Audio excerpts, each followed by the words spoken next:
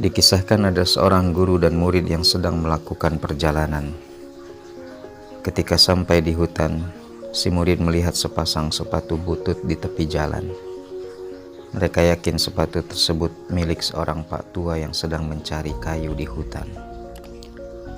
Si murid berpaling pada sang guru seraya berkata, "Mari kita sembunyikan sepatunya." Lalu kita bersembunyi di balik semak-semak dan melihat apa yang terjadi kemudian.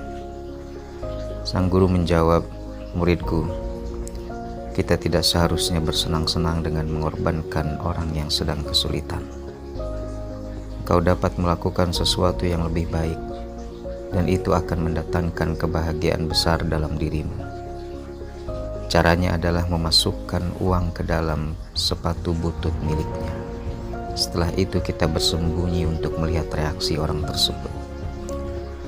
Si murid pun melakukan apa yang dikatakan sang guru, lalu mereka bersembunyi di balik semak-semak. Tak lama kemudian, si pemilik sepatu keluar dari hutan dan bergegas mengambil sepatunya. Saat Pak Tua memasukkan salah satu kakinya, ia merasakan ada benda yang mengganjal. Ia pun merogoh ke dalam sepatu. Ia nampak terkejut dan terheran karena ada uang dalam sepatunya. Ia memegang sambil menatap uang tersebut, lalu melihat ke sekeliling apakah ada orang di sekitarnya. Tapi ia tidak melihat seorang pun di sana. Lalu ia memasukkan uang tersebut ke kantongnya sambil memasang sepatu lainnya.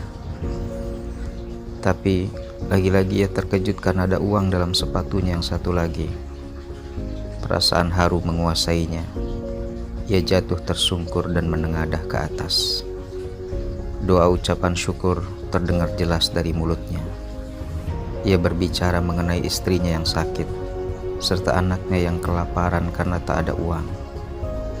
Ia bersyukur atas kemurahan Allah Subhanahu wa Ta'ala yang diberikan melalui orang yang ia tidak ketahui. Melihat hal itu, si murid meneteskan air mata.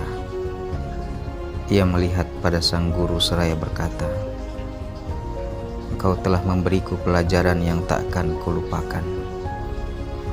Kini aku mengerti bahwa lebih berbahagia memberi daripada menerima."